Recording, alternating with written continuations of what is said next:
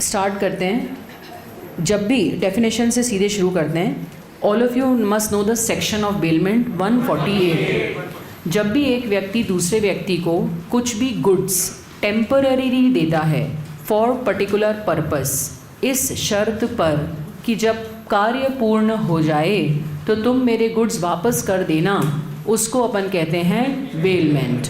ये जो बेलमेंट है इसके कुछ फीचर्स हैं। दो पार्टीज़ इसमें इन्वॉल्व हैं, एक बेलर और एक बेली। जो सामान देता है वो बेलर, जिसको मिलता है वो बेली। नाउ इसके जो फीचर्स हैं सभी के ऊपर क्वेश्चन बन सकता है। पहला, इंडियन कॉन्ट्रैक्ट, आप बस सुनते रहिए, आज आपको सुनना बहुत ध्यान से व्याख्यान की तरह। तो इंडियन कॉन्ट्रैक्ट एक्ट जो है उसके सारे रूल्स पूरे होना चाहिए। जैसे अगर मैं किसी को अफीम की एक पुड़िया संभाल के रखने के लिए दूं तो ये बेलमेंट नहीं है, क्योंकि इसका पर्पस ही बिगड़ गया। तो इंडियन कॉन्ट्रैक्ट एक्ट के सेक्शन 10 के सारे नियमों का पालन होना चाहिए।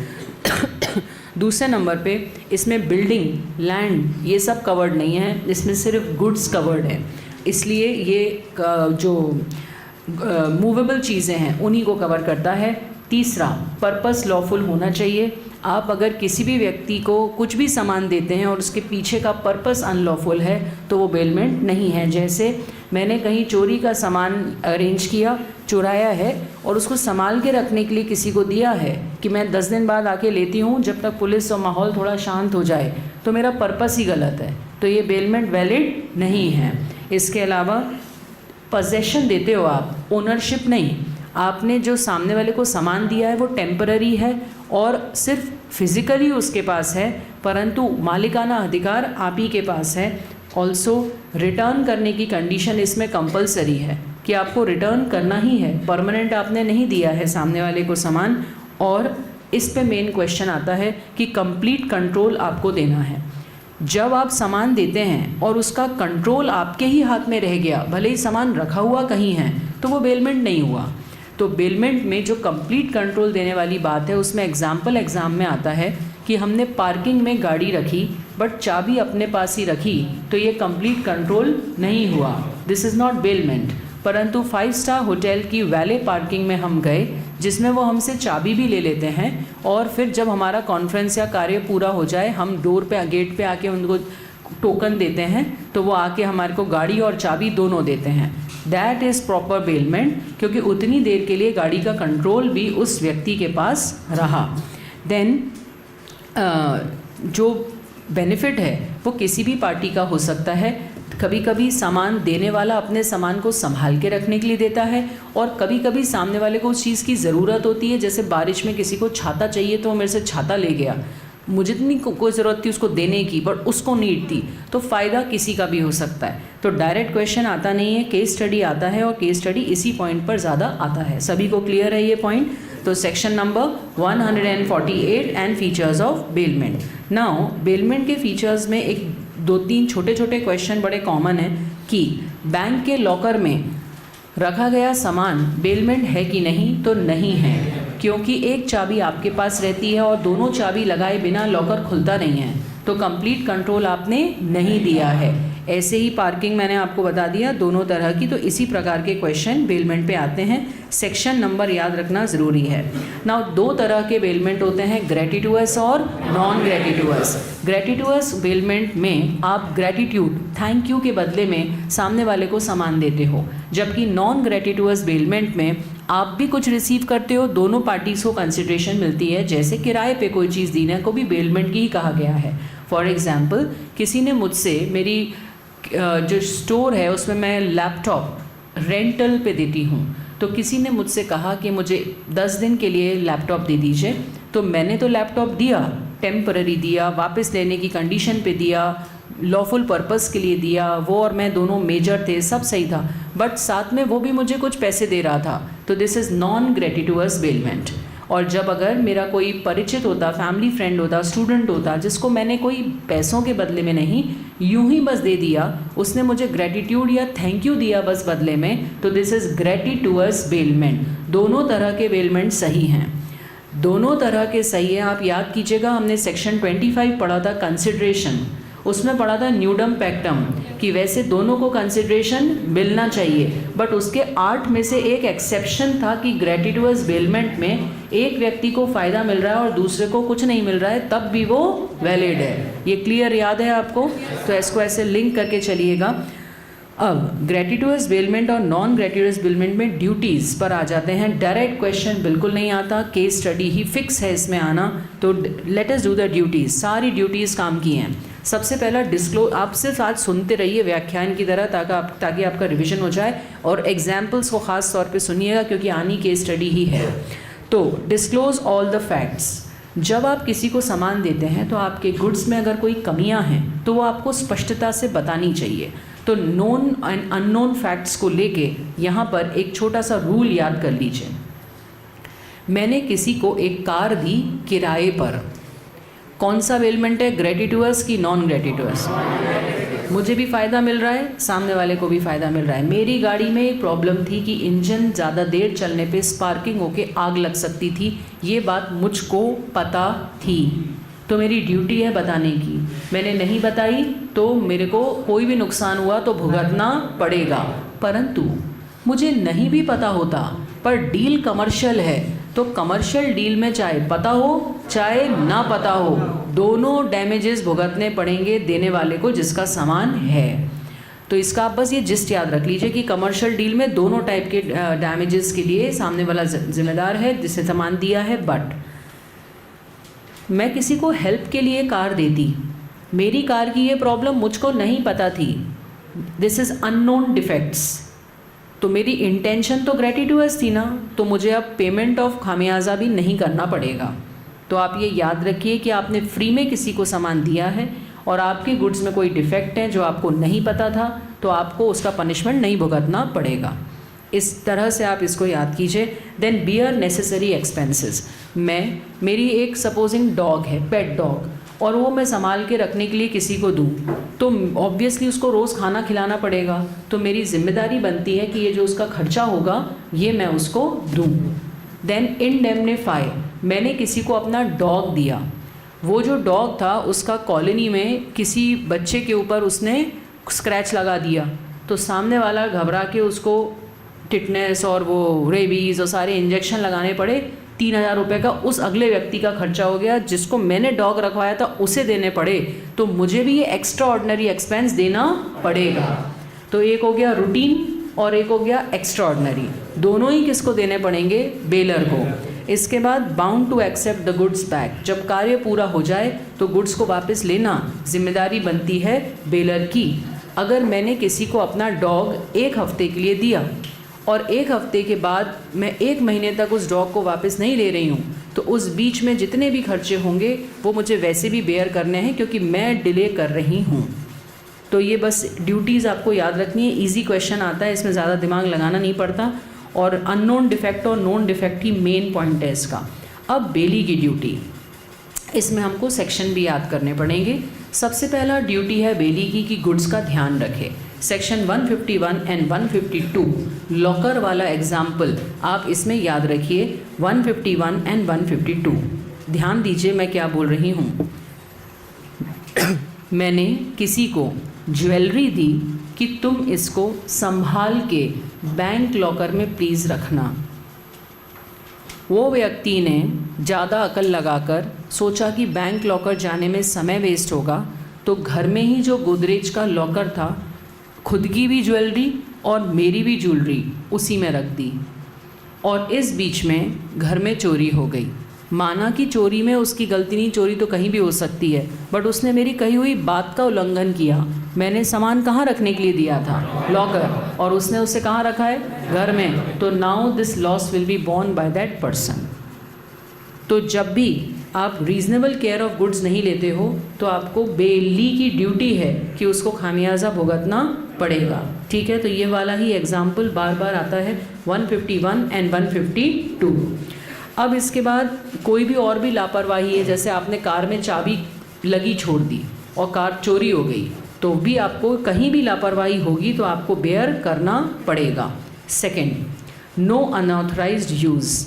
मैंने अपनी कार, क्योंकि मेरे पास गराज नहीं था, तो मैंने सामने वाले को कहा कि आपके गराज में थोड़ी जगह है तो आप वहाँ रख लीजिएगा मेरी कार, मैं 1 हफ्ते के लिए out of station business work से जा रही हूँ। उसने कार रख तो ली, बट उसके बेटे को चाबी दे दी कि तू चला लेना। अब वो जो बेटा था वो अंडर 18 था, ना तो उस पर लाइसेंस था और ना उसको गाड़ी का समझ थी। गाड़ी ठोक दी सो अलग, पुलिस की पेनल्टी लग गई सो अलग, और जो ओनर होता है पेनल्टी उसको लगती है कि उसने गाड़ी दी क्यों। जिसके पास थी वो तो उसको तो लगती है, साथ में जो ओनर है उसी को लगती है ना। तो ये सारा मैं भुगतूंगी या जिसके पास गाड़ी थी। तो एकदम ही कॉमन सेंस के क्वेश्चन आते हैं और बिल्कुल ही टफ नहीं होते हैं। बस इतनी सी बात है कि अपने को अच्छी लैंग्वेज में लिखना है, तो उसके लिए एक बार अपने को क्वेश्चन एंड आंसर रीड करने पड़ेंगे। तो अनऑथराइज्ड यूज़ आप ना करें। इसका ही क्वेश्चन बार बार आता है कि मैंने देते समय कहा था कि 60 किलोमीटर प्रति घंटे के ऊपर स्पीड मत रखना, उसने ज़्यादा स्पीड से चढ़ा दी तो all that happened. Okay, third point, no mixing of goods. इस पर भी क्वेश्चन आता है। मैंने ये इस डायग्राम को, हाँ यस बेटा, इस डायग्राम को याद रखना। मैंने सामने वाले को कहा कि ये मैं भी वो हूँ फार्मर, सामने वाला भी फार्मर है। मैंने अपने बासमती चावल सामने वाले को गोडाउन में रखने के लिए कहे, मुझे कहीं जाना था। एक कॉर्नर में मेरे चावल रखे हुए थे। अब क्या हुआ कि मैंने कहा था भाई मिक्स मत करना, मेरे तो 100 रुपये किलो वाले हैं, तेरे 40 रुपये किलो वाले हैं। एक कॉर्नर में मेरे रखे थे, एक कॉर्नर में उसके यहाँ के चावल रखे थे। उसने मिक्स कर दिए दोनों। अब चावल एक ऐसी चीज़ है जो चावल का दाना मिक्स हो गया, उसको अलग हटाने में ही वो टूट जाएगा। तो ऐसी सिचुएशन में तो मेरे चावल की वैल्यू ही ख़त्म हो गई। तो उसको मुझको कॉम्पनसेट करना पड़ेगा। यहीं पर एक और एग्जाम्पल मैं दे देती हूँ कि मैंने बोरियाँ दी थी और मेरी बोरी के ऊपर रेड कलर का कवर था और उसकी बोरियों पे ब्लैक कलर की बोरी थी। तो मेरी बोरी अलग दिख रही थी, अब उसने बोरियाँ मिक्स कर दी। तो बोरी अलग करना तो संभव है। तो 500 रुपये प्रतिदिन का एक लेबर लगा बोरी को सेपरेट करने में। तो ये 500 रुपये का खर्चा कौन बेयर करेगा? बेली, क्योंकि उसने ही मिक्स किया। मैंने तो मना किया था, अलग अलग रखने को कहा था। तो इसके ऐसे सिंपल क्वेश्चन आते हैं और बन जाते हैं। बस मिक्सिंग ऑफ गुड्स में मैंने आपको थ्योरी लिखवाई है वहाँ पे कि ये जनरली एग्रीकल्चर गुड्स के लिए ही होती है चीज़, और विद कंसेंट और विदाउट कंसेंट, ये सब आपको ध्यान रखना है, ठीक है। Next, return of goods. Very very obviously bailee की ड्यूटी है कि काम पूरा होने के बाद गुड्स रिटर्न कर दे। काम पूरा होने के बाद गुड्स रिटर्न करने का मतलब है, किसी ने मुझसे 3 दिन के लिए छाता लिया, बारिश का सीज़न था, मैंने भी दे दिया। बात तय हुई थी 3 दिन की। जब 3 दिन हो गए तो मैंने उसको फ़ोन किया कि भाई छाता वापस कर दे। तो बोला हाँ आ रहा हूँ, और ऐसे करते करते 10 दिन लगा दिए। अब वो 4th डे से 10वें दिन के बीच में क्या हुआ, उसके घर में आग लग गई। वैसे तो आग सुपरवीनिंग इम्पॉसिबिलिटी है, इधर अटेंशन, हाँ या ना। वैसे तो आग सुपरवीनिंग इम्पॉसिबिलिटी है, कोई किसी से हट जाना नहीं ले सकता। बट इस केस में उसने एक्स्ट्रा गलती क्या कर दी थी, एक्स्ट्रा टाइम के लिए रख लिया था। इसलिए सुपरवीनिंग इम्पॉसिबिलिटी होने के बावजूद मैं उससे हट जाना ले सकती हूँ। अगर 3 दिन के अंदर आग लगती तो मैं नहीं ले पाती, क्योंकि आग तो कहीं भी लगे, सामने वाले ने थोड़ी लगाई है जान करके, तो तब हर जाना मैं नहीं ले सकती थी। बट बियॉन्ड रीजनेबल टाइम उसने सामान अपने पास रख लिया है, तो मैं उससे हर जाना ले सकती हूँ। जितना आप सुन रहे हैं डायरेक्ट उसमें से उठ के क्वेश्चन आएंगे। आपको चैप्टर नहीं भी आता हो तो आप कॉमन सेंस से एग्जाम्पल सुन के वहाँ पे लिखाओगे। बस आपको सिर्फ PDF ऑफ क्वेश्चंस पढ़नी है, सारे क्वेश्चन आप कनेक्ट कर लोगे और बस वहाँ लिखने का तरीके में कॉन्फिडेंस रखना है। देन उसके बाद है last and quite important, value addition to goods. हमने किसी को गुड्स दिए, गाय दी और गाय को बछड़ा हो गया, तो सामने वाले की ड्यूटी है कि गाय भी लौटाए, बछड़ा भी लौटाए, क्योंकि जिसकी गाय उसी का बछड़ा। अब वो कह रहा है मैं तो ना लौटाऊँ, तो ये तो मूर्खता भरी बात हुई, हाँ या ना। तो कोई भी वैल्यू एडिशन आपको वापस करना पड़ेगा। तो ये राइट्स एंड ड्यूटीज़ पे क्वेश्चन सिंपल आते हैं, बट आप सेक्शन ज़रूर याद कर लीजिए। बताइए रीजनेबल केयर ऑफ गुड्स वाले में क्या लिखना है आपको, 151, 152, और एक ये वाला रिटर्न द प्रॉफिट्स में 163। तो ये आपको याद रखना है। और मेन सेक्शन बेलमेंट क्या क्या है, 148। ओके, अगर आप सेक्शन कोड करते हैं तो उससे काफ़ी एक वो रहता है, इंस्टीट्यूट के ऊपर पेपर चेकर पे अच्छा असर पड़ता है। तो आपने ये ड्यूटीज़ कर ली। अच्छा, एक और बात बताइए, क्या आपको सभी को ये क्लियर है ना कि 4 मार्क्स एंड अबव कि टीम ये स्क्रीन चली गई है, 4 मार्क्स एंड अबव में अपने को क्या करना है, PAC, प्रोविजन एनालिसिस कंक्लूजन। और अगर 3 मार्क्स का 2 मार्क्स का ऐसा क्वेश्चन है तो आप डायरेक्ट लिखिए, फिर आपके पास समय नहीं है इतना वो करने का। Okay, so as I was saying कि अगर 5 मार्क्स 4 मार्क्स का रेंज है तो आप PAC फॉर्मेट फॉलो करें। प्रोविजन एनालिसिस कंक्लूजन फॉर्मेट में अगर आपको दिक्कत आ रही है तो ऐसा ना सोचें कि हर आंसर ऐसा लिखना है। अगर आपके क्वेश्चंस के सारे सब पार्ट्स जोड़ के देखें तो अगर 20 क्वेश्चन में से आप 10 या 12 क्वेश्चन ऐसा कर लें तो भी आधा 50% पेपर भी आप अगर ऐसा कर लें, वो भी शुरुआत का थोड़ा सा, तो पेपर चेकर पे एक अच्छा इंप्रेशन पड़ता है। बाकी आप अपने तरीके से लिख सकते हैं, मगर सेक्शन कोड करने से काफ़ी अच्छा इंप्रेशन पड़ता है, तो सेक्शन कोड करना चाहिए जहाँ तक हो सके। और आई थिंक 50% क्वेश्चन पेपर में तो आप सेक्शन कोड कर ही लोगे, बट सेक्शन के इंतज़ार में और अच्छा लिखने के इंतज़ार में कभी ये नहीं करना चाहिए कि धीरे धीरे लिख रहे हैं और पेपर छोड़ दिया। पेपर 100% करना इज़ द फर्स्ट प्रायोरिटी। फिर ये सब तो ब्यूटिफिकेशन और एक्स्ट्रा मार्क्स के लिए हैं। बेसिक पास होने के लिए तो 100% पेपर करना पड़ेगा, इसका आप ध्यान दें।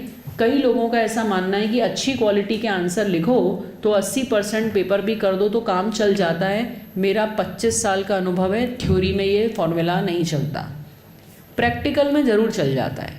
कि आपने अगर अकाउंट्स में 80 मार्क्स का करा है पर रॉक सॉलिड करा है तो बाकी के फॉर्मेट खर्रे खींच के भी कुछ मिलेगा नहीं, अगर उसमें कोई ढंग का नहीं किया था तो वहाँ ये कह सकते हो आप कि जो करा है परफेक्ट करा है, टाइम लगाया आंसर मैच करने में, ठीक है चलेगा। पर थ्योरी का रूल सिंपल है, आपको 100% करना पड़ेगा, क्योंकि जो आपको परफेक्ट लग रहा है वो हो सकता है इंस्टीट्यूट के पेपर चेकर को परफेक्ट ना लगे, तो उस इंतज़ार में आप जो 20 में से 2-3 नंबर भी मिल सकते तो उसे क्यों छोड़ें। तो आपको पेपर 100% करना है, इसलिए ये सारी चीज़ें जो अपन बताते हैं उसके चक्कर में ऐसा ना हो कि आप डिले कर दें, वो नहीं करना है, ठीक है। ऑल राइट, अब राइट्स ऑफ बेलर। तो बेटा जो सामने वाले की ड्यूटीज़ और राइट्स हैं वो स्वैप हो जाता है, तो आपको कॉमन सेंस से बन जाता है। फिर भी कुछ इंपॉर्टेंट डिस्कस कर लेते हैं। सबसे पहले बेलमेंट को टर्मिनेट करने का अधिकार, मैं किसी को लैपटॉप दूं अपना 1 हफ्ते के लिए, तीसरे दिन मुझको ही किसी कॉन्फ्रेंस में उस लैपटॉप की नीड है, मैंने फ्री में दिया है, तो I can take my goods back, सामने वाले की कोई गलती हो या ना हो। पहली तो मेरी ज़रूरत है ना, चीज़ मेरी है तो, हाँ या ना। बट ये चीज़ अगर कमर्शियल डील होती तो नहीं कर सकते थे आप। कमर्शियल डील में मैंने किसी को अपनी गाड़ी दी 1 हफ्ते के लिए किराए पर, सामने वाले ने किसी टूरिस्ट ऑपरेटर के साथ उसको बुक कर लिया कि ये टूरिस्ट आएंगे, और मैंने तीसरे दिन गाड़ी वापस मांग ली, तो उसका सेकंड वाला स्टेज का जो लॉस होगा वो मुझे भुगतना पड़ेगा। तो कमर्शियल डील की बात अलग है और ग्रेटिट्यूअस बेलमेंट की बात अलग है। सेकंड केस है, अगर सामने वाला अनऑथराइज यूज़ करे, मैंने गाड़ी दी रखने के लिए गैराज में, वो भाई साहब गाड़ी रेसिंग कार की तरह यूज़ करने लग गए, तो मुझे जब वो दिख गई बात तो मैं समय के पहले, चाहे ग्रेटिट्यूअस हो चाहे नॉन ग्रेटिट्यूअस हो, सामान वापस ले सकती हूँ। तो अनऑथराइज यूज़ के केस में तो किसी भी केस में ले सकते हैं, बट जब सामने वाले की कोई गलती नहीं हो तो सिर्फ तब ले सकते हैं जब आपने फ्री में दिया। तो आप इस कॉन्सेप्ट को वैसे ही पकड़ें, बस ये दोनों इम्पॉर्टेंट हैं। इसके अलावा दिमाग लगाने की ज़रूरत नहीं है क्योंकि समय अपने पास बहुत सीमित है। अब राइट्स ऑफ बेली में भी मैं कुछ इम्पॉर्टेंट ले रही हूँ। राइट्स वो वाले राइट्स आप ध्यान से सुनिए। सबसे पहला, right to deliver to any of the joint owners. मैं और मनोज सर जॉइंट ओनर थे किसी कार के, हमसे किसी ने कार 1 हफ्ते के लिए ली, तो वो मुझे वापस करे या सर को वापस करे, एक ही बात है। सामने वाले का बेली का हक है कि वो किसी को भी वापस कर सकता है जॉइंट ओनर्स में से। Then right to indemnity. आप बता दीजिए क्या मतलब होगा इसका। इंडेमनिटी मतलब एनी लॉस जो किसको हो गया, बेली को, आपके गुड्स रखने के कारण, तो उसका हक है वापस लेना। तो एक की राइट्स और ड्यूटीज़ वो सब स्वैप होके यूज़ हो जाएंगे, बस बाकी नॉट नीडेड टू डू। जो जो काम के हैं जिनमें इतने सारों ईयर्स से क्वेश्चन आते रहे हैं, मैं वही वाले क्वेश्चन टेकअप कर रही हूँ। बाकी क्वेश्चन के ज़रिए कुछ छूट भी जाएगा तो वो आप कर ही लेंगे।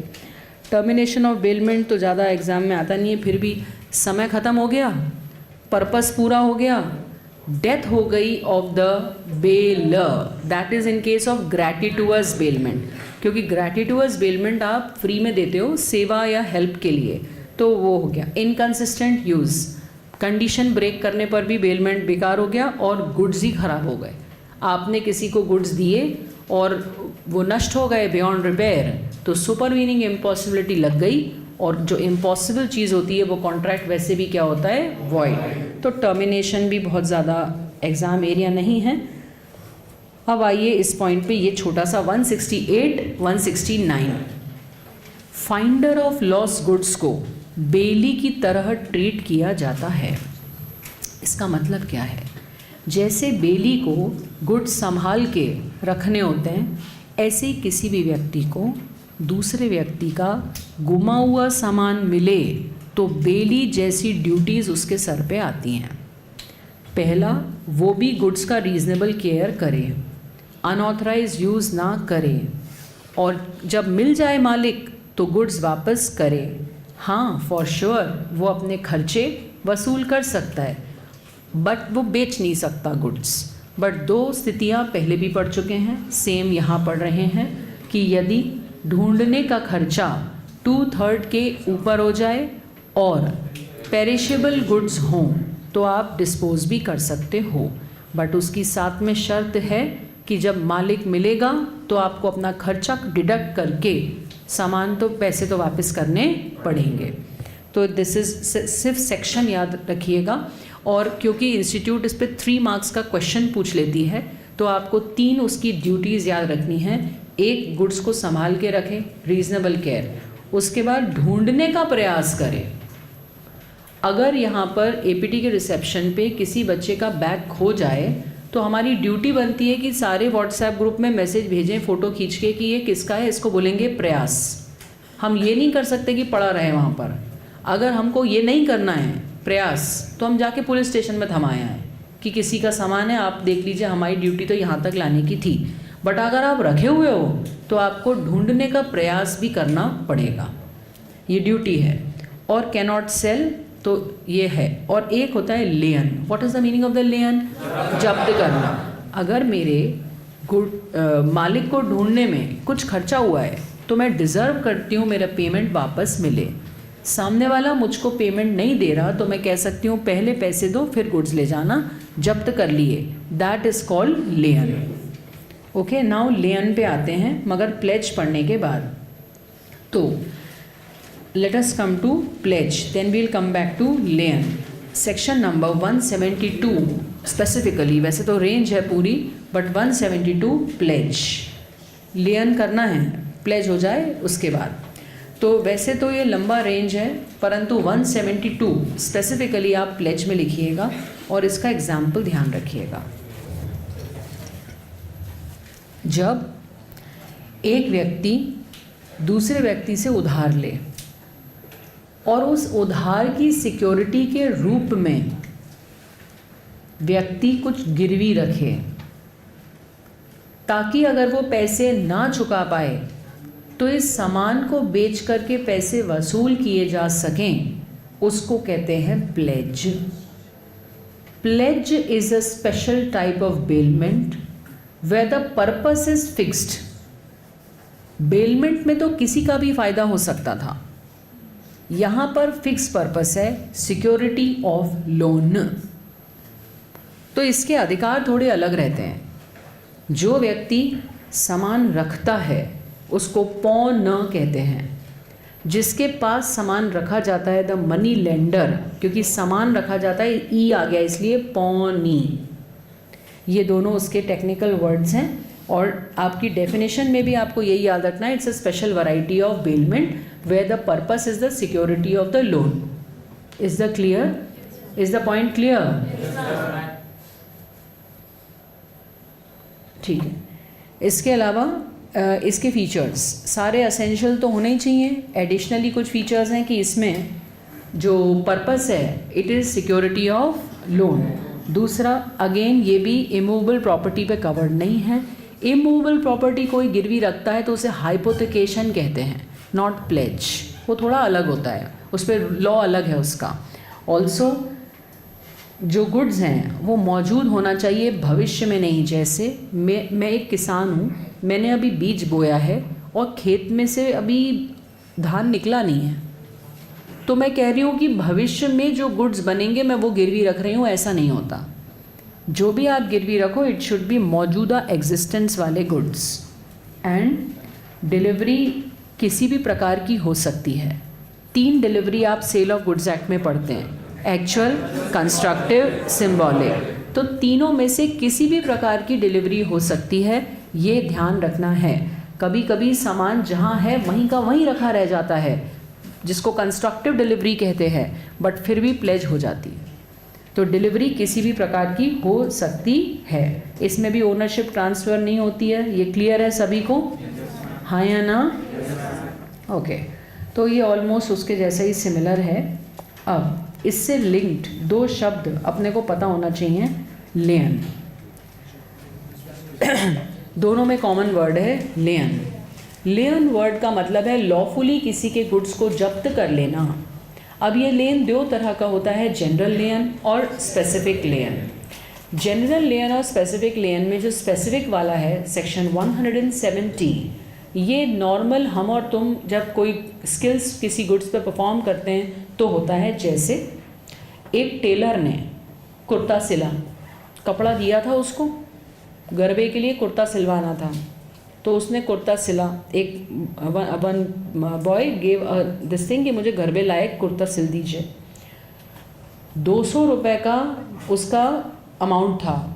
अब वो नहीं दे रहा लड़का पैसे, तो वो कह रहा है कि ये कुर्ता रखा है, पहले पैसे दो फिर कुर्ता दूंगा.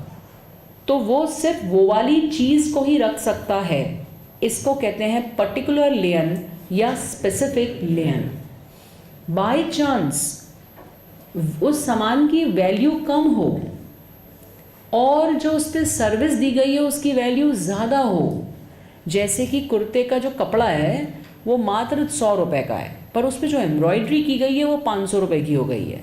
तो अब उसको बेच भी लेगा आदमी तो उसको कुछ पैसे वसूल होंगे नहीं उतने. हाँ या ना?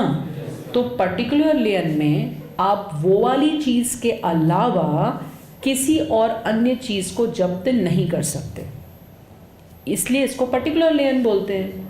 बट बैंक के पास जनरल लेन का अधिकार होता है, जिसका मतलब ये है कि किसी आदमी ने अगर बैंक से लोन लिया, इसको ध्यान से सुनो, ये काम की चीज़ है. किसी आदमी ने बैंक से लोन लिया और बैंक जो है कार लोन वो वसूल नहीं हो पा रहा. उसने सपोजिंग एग्जाम्पल दे रही हूँ, कार लोन लिया 5 लाख का, डेप्रिसिएशन हो के कार के 2-3 बार एक्सीडेंट हो गया, कार की वैल्यू बची बस 1 लाख. अब आदमी लोन पे नहीं कर रहा, तो 5 लाख का लोन है और कार की वैल्यू बची है 1 लाख. बैंक ने कार जब्त की तो 1 ही लाख वसूल हुआ, कितना रह गया? तो इसके लिए बैंक उस व्यक्ति की दूसरी प्रॉपर्टी भी लेने का हक रखती है. इसको कहते हैं जनरल लेन. तो जनरल लेन और पर्टिकुलर लेन में ये डिफरेंस होता है कि पर्टिकुलर में सिर्फ वही चीज़ रख सकते हैं और जनरल में उस व्यक्ति का कोई भी सामान रख सकते हैं. Clear everyone? आपके नोट्स में देख लीजिए, डिफरेंस लिखा हुआ है. जनरल लेन एंड पर्टिकुलर लेन का डिफरेंस लिखा हुआ है. माइक किसके पास है? पढ़ दो बेटा, अनुभूति या कोई भी पढ़ो जहाँ पे रेंज कैच ना करे. डिफरेंस फिर से सुन लेते हैं एक बार, क्योंकि एग्ज़ाम में कभी कभी डायरेक्ट क्वेश्चन बाय चांस आ जाते हैं. मेन आपको अंतर ये समझना है कि जो जनरल लेन है वो उस वस्तु के अलावा बाकी चीज़ों पर भी स्प्रेड होता है, बट ये बात ऑटोमेटिक नहीं होती, पहले से एग्रीमेंट में लिखी होनी चाहिए। तो जब भी हम बैंक लोन लेते हैं, आप लोग भले ही फटाफट सारे पन्नों पे साइन करते जाते हैं, बट उस पे लिखा होता है कि यदि आपके पैसे इस चीज़ से वसूल नहीं हुए तो हम आपकी अन्य दूसरी चीज़ भी ले सकेंगे। तो जनरल लेन ऑटोमेटिक नहीं होता, एग्रीमेंट से ही होता है। ऑल्सो भले ही सामने वाले ने कोई लेबर या स्किल ना भी किया हो तो भी जनरल लेन लगता है बैंक हमारे लिए कोई सेवा वैसी नहीं दे रहा, लोन दे रहा है वो। तो ये बस 3 पॉइंट मेन है कि ये जनरल बैलेंस के लिए आप अदर गुड्स पर भी जा सकते हो, पहले से तय होना ज़रूरी है और स्किल का काम ज़रूरी नहीं है। पर्टिकुलर लेन उसी स्पेसिफिक गुड्स पर होता है और ये तो बिना बोले ऑटोमेटिक होता है। आप अगर किसी को ज्वेलरी बनाने के लिए कुछ सामान दे रहे हैं, गोल्ड या सिल्वर, उसने गोल्ड सिल्वर की ज्वेलरी बना दी, उसके पैसे लग गए उसको करने में, कारीगर को देने में, और वो आप पैसे उसके नहीं दे रहे हो, तो वो वस्तु रखने का हक रखता है। ये ऑटोमेटिक है, पहले से तय करो या ना करो, इम्प्लाइड हक है ये। ऑल्सो ये लेबर और स्किल की चीज़ों में ही ज़्यादा इन्वॉल्व होता है। बस ये 3 पॉइंट्स आप ध्यान से कर ले, बेलमेंट और प्लेज, ये पर्टिकुलर और जनरल लेन के। ठीक है sir, everyone is fine with this. अब अपन राइट्स ऑफ पॉनी पर आ रहे हैं, क्योंकि इसमें से भी कभी कभी क्वेश्चन आते हैं। मैं वही क्वेश्चन उठा रही हूँ जो थोड़े बहुत काम के हैं। राइट्स ऑफ पॉनी, प्लेज में राइट्स ऑफ पॉनी मतलब, राइट्स ऑफ पॉनी मतलब मनी लेंडर के अधिकार। खोल लीजिए रजिस्टर पे। चलिए, राइट्स ऑफ पॉनी। सबसे पहला राइट कि हम गुड्स को, आप सुनते रहिए, आपके पास रजिस्टर तो है ना। सबसे पहला राइट, जो हमारे पास गुड्स रखें उससे हम 3 चीज़ें वसूल कर सकते हैं, एक तो प्रिंसिपल और एक इंटरेस्ट और एक खर्चे। ये उसका राइट है।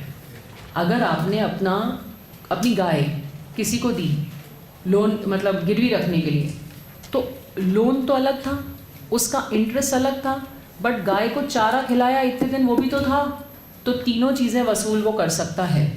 ओके, तो that is right to recover. अब second, right to retain. Team please check this. Right to retain goods to recover subsequent date. एक व्यक्ति ने दूसरे व्यक्ति से 2 लोन लिए, इसके लिए वेट कर लेती हूँ मैं 2 मिनट।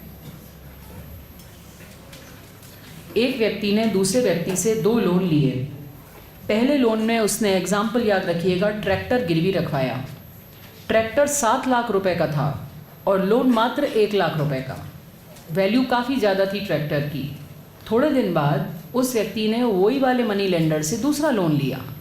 दूसरे लोन लेते वक्त ये उनकी बात तय हुई कि जब तक दोनों लोन नहीं चुका दोगे तब तक मैं वो ट्रैक्टर रिलीज़ नहीं करूँगा।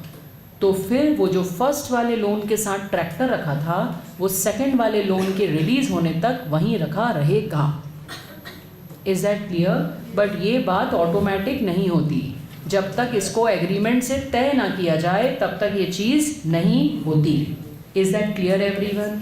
आपके पास तो लिखा हुआ है ना? यस। उसके बाद नेक्स्ट इज़ एक्स्ट्रॉर्डनरी एक्सपेंस। अगर गाय को बुखार आ गया तो वो एक्स्ट्रॉर्डनरी एक्सपेंस है। और राइट लास्ट वाला तो आपको क्लियर है ही, राइट ऑफ लेन। सामने वाले को गुड्स जब्त करने का अधिकार है। अगर बेचने का नौबत आई, देखो बेलमेंट में तो बेच नहीं सकते, बट प्लेज में तो बेचने का हक पहले दिन से है। बट एक आपको इंसानियत बरतनी है, जो लॉ ने कही है कि नोटिस दो। आप सामने वाले को एक सूचना तो दो कि अब आप नहीं जब कर पा रहे हो पेमेंट, तो मैं आपके गुड्स बेचने की प्रक्रिया स्टार्ट कर रहा हूँ। तो वो आपको हक सामने वाले को देना पड़ेगा, तो नोटिस देना ज़रूरी है। अगर एक व्यक्ति ने दूसरे व्यक्ति को लोन दिया और नोटिस दिया कि मैं सामान बेच रहा हूँ और पूरे पैसे वसूल उस सामान से नहीं हुए, तो एक्स्ट्रा पैसे के लिए वो कोर्ट केस कर पाएगा। बट अगर उसने नोटिस नहीं दिया तो जो बचे कुछ छूट गए ना पैसे, उसको वो क्लेम नहीं कर पाएगा, क्योंकि लॉ ने कहा कि आपने सही रास्ता अपनाया नहीं। Alright everyone? तो ये राइट्स ऑफ पॉनी सब पे, ये सारे केस स्टडी वाले पॉइंट्स हैं, सारे केस स्टडी वाले पॉइंट हैं। एक बार राइट्स को एक बार और देख लीजिए। क्या क्या राइट्स मैंने बोले? डेट वसूल करने का, इंटरेस्ट लेने का, एक्सपेंसेस लेने का, और सामान बेचने के पहले नोटिस देने का और जो भी खर्चा इस दौरान हुआ वो सब आपको लेने का हक है, ठीक है। अब एक लाइन आपने लिखी हुई है राइट टू रिडीम, लिखा हुआ है सबने 177 राइट टू रिडीम। रजिस्टर से रिवाइज कर लेते हैं, नोट्स में है राइट टू रिडीम।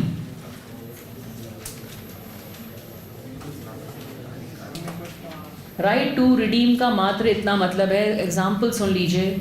एक व्यक्ति ने दूसरे व्यक्ति को लोन दिया, सामने वाले ने अपना ट्रैक्टर गिरवी रखा, अब सामने वाला पैसे नहीं दे पा रहा, तो फर्स्ट व्यक्ति ने, मनी लेंडर ने नोटिस निकाल दिया न्यूज़पेपर में कि मैं ये बेच रहा हूँ। अब जब उसने नोटिस निकाल दिया तो सामने वाले को डर लगा कि अब तो वो घड़ी आ ही गई, अब तो मेरा सामान मेरे से चला जाएगा, तो वो कैसे भी करके पैसे अरेंज करके आ गया। तो वो भी आ गया जिसने लोन लिया था, और न्यूज़पेपर का एडवर्टाइजमेंट देख के 10 लोग और आ गए। तो पहला अधिकार किसका है कि उसको गुड्स मिले, जिसके गुड्स ओरिजिनल थे। तो इसलिए इसको बोलते हैं राइट टू रिडीम। अब एक छोटा सा पॉइंट जिसके 3 इंपॉर्टेंट पॉइंट है, pledge by non owner. Pledge by non owner, इस पे आ जाइए। प्लेज बाय नॉन ओनर, देखिए वैसे तो मालिकाना अधिकार जिसके पास होता है वही व्यक्ति बेच सकता है सामान, गिफ्ट दे सकता है, गिरवी रख सकता है, सारे अधिकार ओनरशिप से कनेक्टेड होते हैं। बट कभी कभी जो व्यक्ति मालिक नहीं है उसको भी गुड्स गिरवी रखने का या बेलमेंट देने का हक है। वो पढ़ने जा रहे हैं प्लेज बाय नॉन ओनर। सबसे पहला पॉइंट उसमें है प्लेज बाय मर्केंटाइल एजेंट। अब आप लोगों ने एजेंसी पढ़ रखी है, हाँ या ना? तो एजेंट जो होता है वो गुड्स उसके होते हैं कि प्रिंसिपल के? मगर रहते किसके पोजेशन में? तो बिजनेस के कोई खर्चों के लिए अगर एजेंट वो गुड्स किसी व्यक्ति के पास गिरवी रखता है तो लॉ ने कहा इसमें कोई वांदा नहीं है, आप ऐसा कर सकते हो। तो कॉमन सेंस पॉइंट है कि एजेंट के पास प्रिंसिपल के गुड्स रहते हैं, बिजनेस के खर्चों के लिए वो उसको अगर गिरवी रखे तो उसमें कोई दिक्कत नहीं है। Then second point, pledge by a person in possession of goods under coercion. इस वाले को ध्यान से सुनना है, पहले तो सांस ले लीजिए आप लोग, बीच बीच में सब डिफोकस हो जाते हैं। जब जब डिफोकस हो जाए तो राइट नॉस्ट्रिल बंद करके लेफ्ट नॉस्ट्रिल से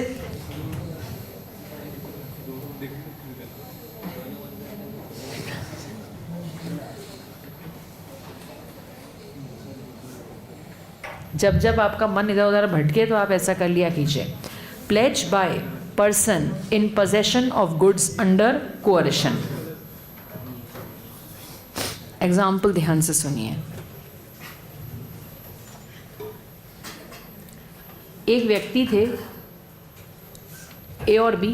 B was the seller, A was the buyer. उसने बहुत प्रेशर डाल के कोअर्शन में कॉज करके, कोअर्शन कौन से सेक्शन में पढ़ा था? फ्री कंसेंट क्या था? कोअर्शन क्या था?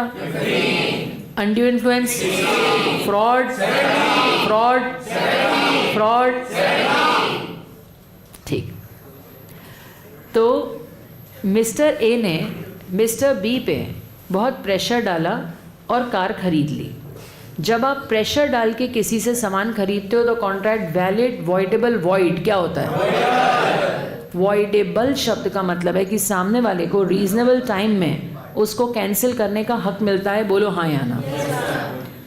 इस बीच में क्या हुआ, जब तक वो बी कुछ रिएक्शन देता या जब तक उसको अपने अधिकार का कोई बताता कि तुम कैंसिल भी कर सकते हो, इतनी देर में मिस्टर ए ने गिरवी रख दी वो कार मनी लेंडर सी के पास।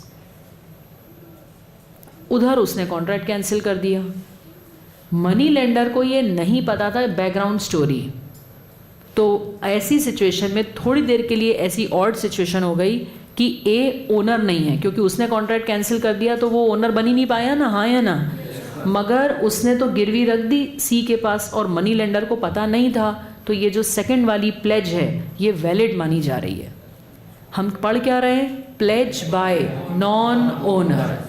जब कोई वॉइडेबल कॉन्ट्रैक्ट में गुड्स पाता है उधर से सामने वाले ने मना भेज दिया और इतनी देर में इसने यहाँ गिरवी रख दिया, तो लॉ कहता है हम इतना टाइमिंग डिफरेंस नहीं देख पाएंगे, हम तो ये मानेंगे कि गिरवी रखने वाला व्यक्ति नॉन ओनर हो या ना हो, मतलब ओनर हो या ना हो, मनी लेंडर के पास गुड टाइटल चला जाएगा।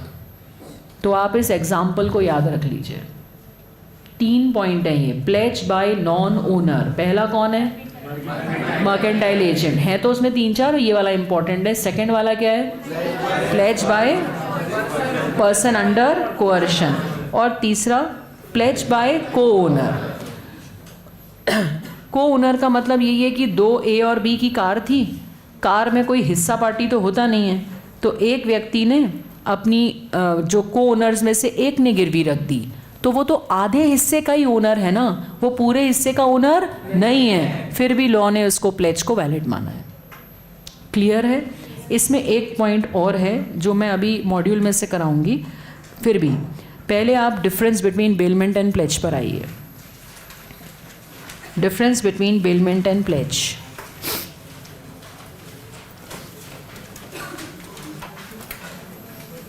माइक उधर दे दीजिए बेटा पीछे, please read. Difference between bailment and pledge. शांति से सुनिए, कंसंट्रेशन से पढ़िएगा, और बाकी सब लोग कंसंट्रेशन से इसको सुने, क्योंकि अगर पूरे पेपर में एक क्वेश्चन भी डायरेक्ट आता है और हमने उसकी क्लास में पहले से पढ़ रखा है डिफरेंसेस और लिखा है, तो वो हम जल्दी स्टार्टिंग के टाइम में अगर अटेंड करते हैं तो पेपर चेकर पे अच्छा इंप्रेशन पड़ता है। तो इसलिए मॉड्यूल के डिफरेंसेस तो अपने को पूरे करने ही चाहिए। Let us read it and listen carefully. Read. Meaning, bailment. Transfer of goods by one person to another for some specific reason is known as bailment. Section कौन सा है? लिख लीजिए वहाँ पर, सेक्शन के साथ आंसर लिखेंगे। Second, pledge. Transfer of goods from one person to another as security for repayment of debt is known as pledge. तो इतना तो सभी बच्चे कर सकते हैं कि डेफिनेशन तो सभी लिख सकते हैं, तो कभी भी कोई भी डिफरेंस बिटवीन को डेफिनेशन से ही शुरू करना चाहिए। कंटिन्यू। भले ही आप पूरे पॉइंट ना लिख पाएँ, पर उतना तो लिखिए। अब आपको पता है कि कॉन्ट्रैक्ट एक ऐसी चीज़ है, इसमें पार्टीज़ के नाम अगर हैं तो वो लिख के सेकेंड पॉइंट बना लो। तो पार्टीज़ बोलिए। Parties. The person delivering the goods under a contract of bailment is called as bailer. The person to whom the goods are delivered under a contract of bailment is called as bailee. तो आपको ये clarity है कि definition पहले लिखूंगा, parties लिख दूंगा अपने शब्दों में। सिर्फ ऐसे भी लिख सकते हैं, देयर आर 2 पार्टीज, ये और ये, मतलब एक लाइन दोनों के बारे में। फिर नेक्स्ट, पर्पस। Purpose. एक मिनट, आपसे मैं पूछ रही हूँ, बेलमेंट में क्या ज़रूरी है कि एक ही व्यक्ति का हो कि किसी का भी फ़ायदा हो सकता है? कुछ भी पर्पस हो सकता है, संभाल के रखना या सामान चाहिए हमें यूज़ करना है, मगर प्लेज में purpose is fixed and that is security of that loan. Continue.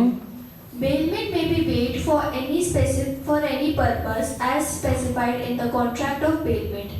Example, for safe custody, for repairs, for processing of goods. Pledge is made for the purpose of delivering the goods as security for payment of a debt or performance of a promise. Now bailment में 2 प्रकार हमने पढ़े, free वाला भी जो आप दोस्ती यारी में सामान देते हो, और एक commercial. But pledge is always commercial. कोई आपका दोस्त है तो गिरवी थोड़ी रखवाएगा सामान वो आपसे, कमर्शियल डील में ही सामान गिरवी रखवाया जाएगा। बोलो हाँ या ना? तो pledge is always for consideration, जबकि बेलमेंट में भी both. Read. The bailment may be made for consideration or without consideration. Pledge is always made for consideration.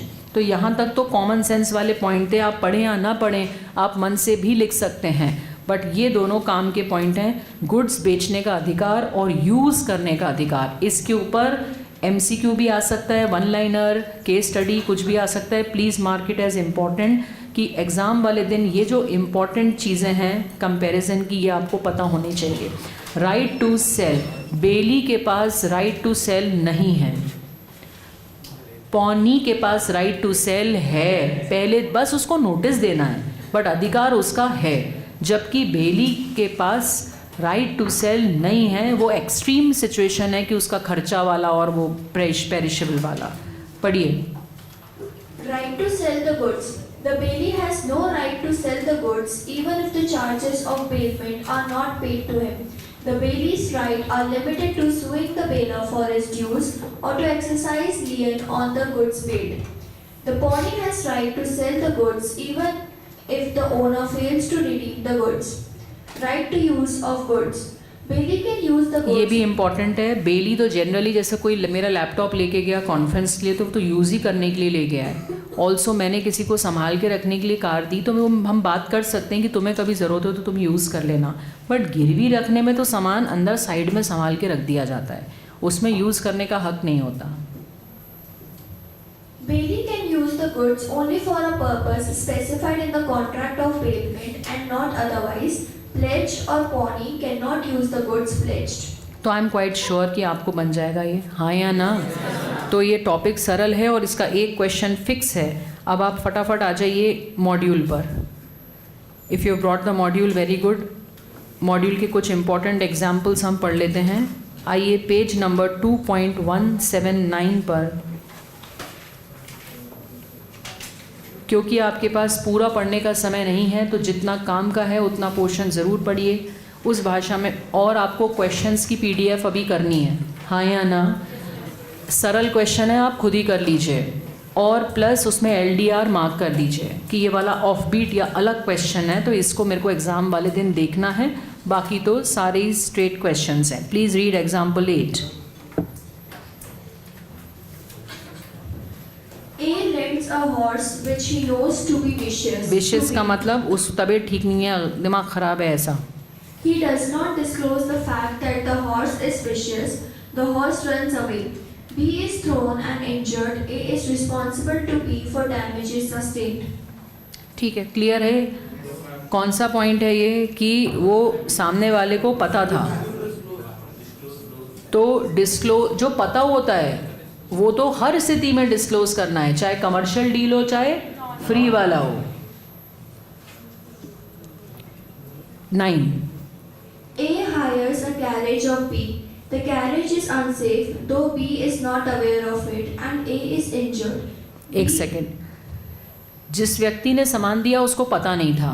ग्रेटिट्यूअस bailment और नॉन ग्रेटिट्यूअस बेलमेंट में ट्रीटमेंट चेंज हो जाएगा. कमर्शियल डील नॉन ग्रेटिट्यूअस बेलमेंट में वो हर स्थिति में जिम्मेदार है, बट वो फ्री गिफ्ट वाले में अगर आपको नहीं पता है तो आप जिम्मेदार नहीं हो. ठीक है, अब आइए एग्जाम्पल 10 पे.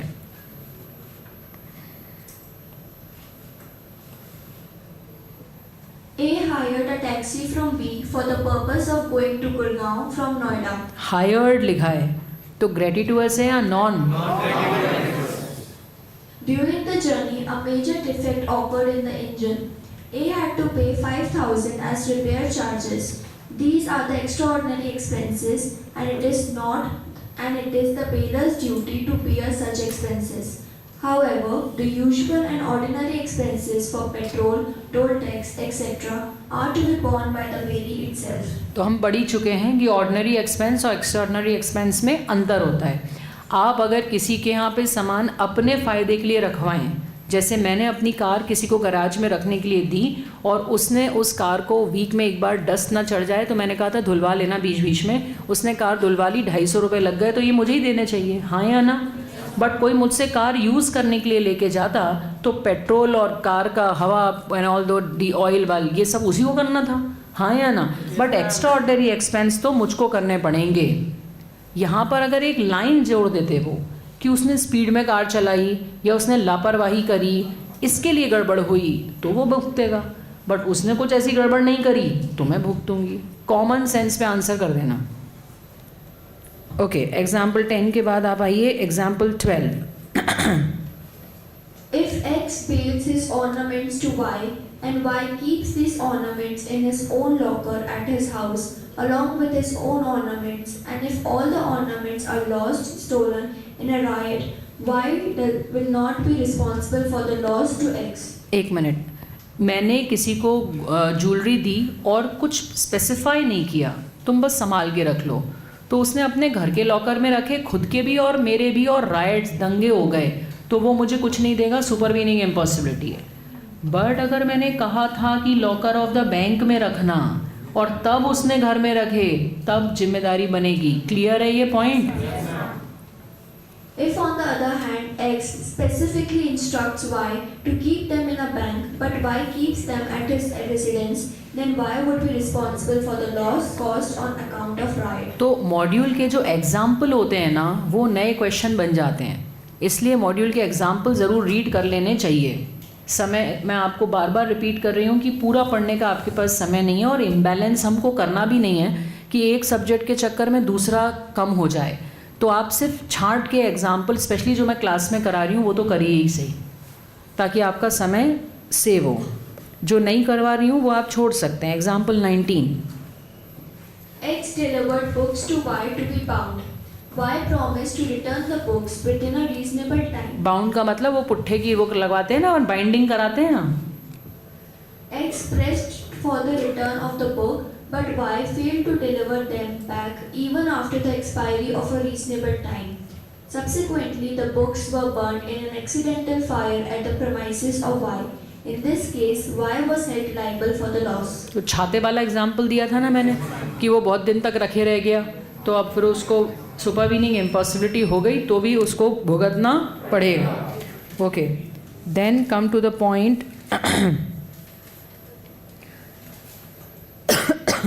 ये वाला, ये जो प्लेज बाय नॉन ओनर है, इसमें मैं एक एडिशनल पॉइंट करवा रही हूँ जो हमने पहले नहीं किया है। प्लेज बाय नॉन ओनर में अभी हमने 3 पॉइंट करे। कौन कौन से 3? मर्केंटाइल एजेंट, जॉइंट वाला और कोअर्शन वाला। अब हम एक पॉइंट और कर रहे हैं, इसको देख लीजिए। Pledge way pawnee has limited interest. Pledge way pawnee has limited interest. 2 examples कर रहे हैं, आप एग्जाम्पल को ड्रॉ करिए अपने रजिस्टर में ताकि आपको कॉन्सेप्ट याद रहे।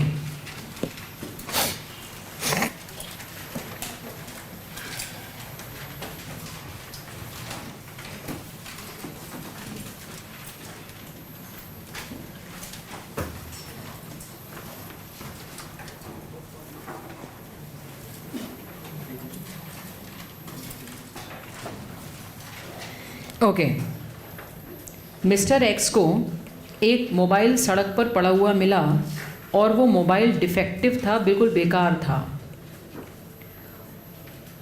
उन्होंने 1-2 दिन किसी को ढूंढने की कोशिश की, मिला नहीं। तो हमने फाइंडर ऑफ लॉस्ट गुड्स में पढ़ा था कि जब तक ओरिजिनल मालिक नहीं मिल जाए तब तक गुड्स किसके पास रह सकते हैं? फाइंडर के पास, हाँ या ना? उन्होंने 5,000 रुपये खर्च करे उसको ठीक कराने में। तो बताओ, जो ख़राब मोबाइल था उसको ठीक कराने में 5,000 रुपये उसने खर्च करे, तो जब असली मालिक मिलेगा तो वो 5,000 उसको देने चाहिए कि नहीं देने चाहिए? हाँ या ना? क्या तब तक वो लेन अप्लाई कर सकता है? लेन हाँ ना, कि मेरे 5,000 दो तभी दूंगा सामान वापस, बोलो हाँ या ना? तो उसने लेन अप्लाई करने का हक तो था। इस बीच में उसको पैसों की ज़रूरत पड़ी, तो उसने ये 5,000 रुपये जो लगाए थे उसकी जगह किसी के पास गिरवी रख दिया 2,000 में। तो वैसे तो वो मालिक नहीं है, वैसे तो वो मालिक नहीं है, वैसे तो वो मालिक नहीं है। तो अब क्या हुआ कि असली मालिक थोड़े दिन में मिल गया। तो असली मालिक कितने रुपए देगा तभी उसको सामान मिलेगा? 5,000। 5,000 रुपये उसने उसको ठीक कराने के लिए लगे थे ना। तो हम ये पॉइंट क्या पढ़ रहे हैं कि प्लेज जो उसने करी वो वैलिड मान ली गई, क्योंकि भले ही वो मालिक नहीं है बट उसका 5,000 का हित तो उसमें जुड़ा है ना। ऐसा हिंदी में लिख लो। वैसे तो जो मालिक होता है वही को हक मिलते हैं ये सारे काम करने के, बट मालिक ना होते हुए भी वो 5,000 रुपये तक का तो उसमें इंटरेस्ट उसका था ना, इसलिए 2,000 की प्लेज वैलिड है। और अगर वो कर देता 8,000 की प्लेज तो वैलिड 5,000 तक ही होती। ये लिख लिया सबने एग्जाम्पल। इसमें पढ़ क्या रहे हैं? वैसे तो वो मालिक नहीं है परंतु उसने ख़राब चीज़ में 5,000 रुपये लगाए तो वो 5,000 तक का तो उसमें हित जुड़ गया, तो 5,000 तक की गिरवी रखना अलाउड है। ये इसका मतलब है। इसको हिंदी में लिख लो, नहीं तो बाद में सोचो कि पता नहीं क्या पॉइंट क्या है। प्लेज बाय नॉन ओनर, वैसे तो सिर्फ मालिक जो होता है वही प्लेज कर सकता है, बट यहाँ मालिक ना होते हुए भी हम प्लेज कर रहे हैं क्योंकि उसका हित जुड़ गया है उसके अंदर।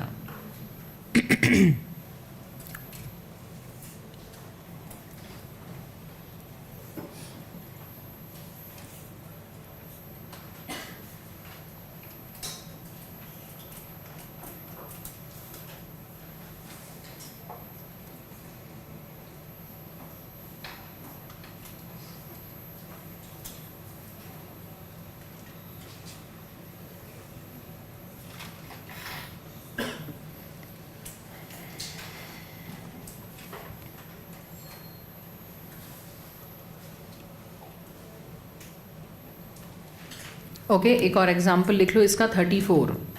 एग्जाम्पल 34,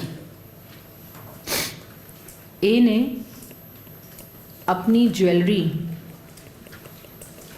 घर की गिरवी रखी बी के पास।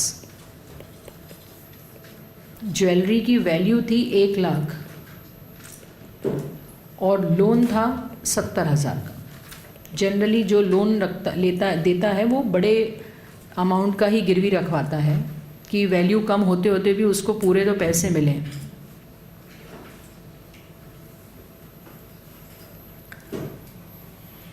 क्या बी मालिक है? बी ने लोन दिया है, वो पौनी है और ये पॉनर है जिसने गुड्स दिए हैं। लोन कितने का है? तो मिस्टर बी का कितना इंटरेस्ट है उस ज्वेलरी में? तो मिस्टर बी ने आगे मिस्टर सी के पास फिर से गिरवी रख दी वही ज्वेलरी। वो पैसे क्यों उलझाता? उसने सोचा मेरे पैसे खड़े हो जाएं तो उसने 70,000 में आगे कर दी। तो ये वैलिड है क्योंकि उसका वो मालिक नहीं है, परंतु वह ऐसा कर सकता है क्योंकि उसका 70,000 तक का इंटरेस्ट तो है।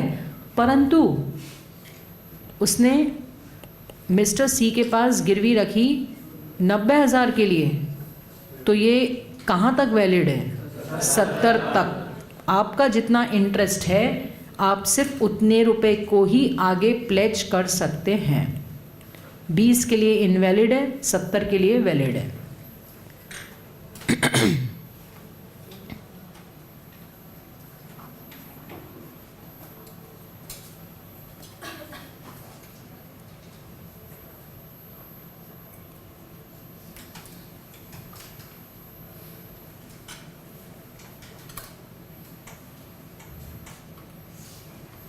पॉइंट क्या पढ़ रहे हैं? Pledge by non owner. वैसे तो ओनर ही प्लेज कर सकता है, परंतु इन स्थितियों में नॉन ओनर की प्लेज भी वैलिड है, बट जितना इंटरेस्ट है उतनी वैलिड है। ओके, अब आपका होमवर्क लिखिएगा। आपका आज का होमवर्क है समरी रीड करनी है। समरी आपको रीड करनी है।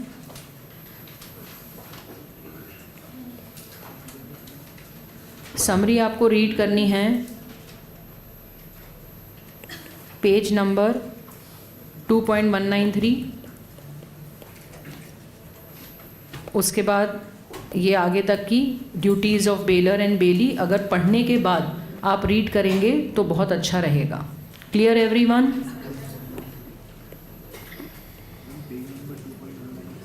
हाँ, मतलब समरी कर लेना, उसमें क्या है। मैंने आपको टारगेट ये तो दिया ही है कि आपको ये रीड करना है। आपको ध्यान क्या रखना है बेटा? मेन चीज़ एग्ज़ाम वाले दिन का pattern. What will be the exam day pattern? आप अपने नोट सामने रखोगे। न्यू स्टूडेंट्स जो हैं वो APD बुकलेट सामने रख लें, उसमें भी नोट्स हैं। और या तो किसी बच्चे की फ़ोटोकॉपी करा लें या वैष्णवी मैम से बोलें कि PDF भेज दें, किसी बच्चे की फ़ोटोकॉपी करा लें। वीडियो भी आपके पास है और ये भी है। समय समझदारी से यूज़ करें। जो चैप्टर आपको डायरेक्ट नोट से बन रहा है उसमें वीडियो क्यों देखना है? बट अगर लग रहा है कि हम खाना खा रहे हैं, टाइम हमारा एक्स्ट्रा है, हम 2.5-3 घंटे में इंडियन कॉन्ट्रैक्टेड पूरा उड़ा लें। लौटते वक्त जो लोग ट्रेन से आते हैं, विदिशा से भोपाल पेपर देने आते हैं, जाने में 1-1.5 घंटा लगता है, तो वो लोग अपना समय को वह समझदारी से यूज़ करें। ईयरफोन लगा के सुनते रहें। 2.5 घंटे में तो आई से ही ख़त्म हो जाएगा पूरा। तो वो आप अपनी समझदारी खुद के साथ अप्लाई करें, हाँ या ना? बट सेक्शन की लिस्ट रेडी होना चाहिए, जिसकी रील मैं बना चुकी हूँ, तो उतने सेक्शन तो आपको अंदर लेने ही हैं। सेकंड नंबर पे आपको LDR मार्क्ड रखना है कि मुझे इस PDF में से इतने प्रश्न ही बस पढ़ने हैं। और जितना टाइम देंगे हम आपको, 15 घंटे का टाइम टेबल बनाएंगे। 15 घंटे में अगर हमने ICA को 4 घंटे लिखे हैं तो 4 से 1वां मिनट एक्स्ट्रा नहीं लगना चाहिए। इस बात की प्रैक्टिस आपको मॉक टेस्ट में करनी है। मॉक टेस्ट जो आपका लास्ट वाला होगा वो बिल्कुल एग्जाम पैटर्न पे होगा, 4 दिन। तो आपको अकाउंट्स वाले दिन एग्जैक्टली 3 दिन पहले अकाउंट्स पढ़ना स्टार्ट करता है बच्चा एग्जाम में, हाँ या ना? तो ऐसे आपको 3 दिन पहले अकाउंट्स में घुसना होगा, मगर लॉ में तो एक ही दिन पढ़ पाता है। तो पूरे 15 घंटे में आपको रिवीजन निपटाना पड़ेगा। Is that clear? Is that clear? Is that clear? तबीयत का ख़ास ध्यान रखें। बुखार, खांसी, वायरल सब फैला हुआ है। आंवला खाएं, च्यवनप्राश खाएं और विटामिन बी की कैप्सूल खाएं। विटामिन बी एक टैबलेट आती है जिंकोविट, उसमें मल्टीविटामिन है वो खाएं ताकि आपका इम्यूनिटी स्ट्रांग रहे और आपको कोई भी ऐसी छोटी मोटी इन्फेक्शन ना लगे। ऐसी आपकी कोशिश रहनी चाहिए। ठीक है, तो कल आगे मिलते हैं। इसी तरह के इन्फॉर्मेटिव वीडियोस देखने के लिए हमारे चैनल को सब्सक्राइब करें और लेटेस्ट वीडियोस को सबसे पहले देखने के लिए बेल आइकॉन को हिट करें। साथ ही लाइक और शेयर करना ना भूलें।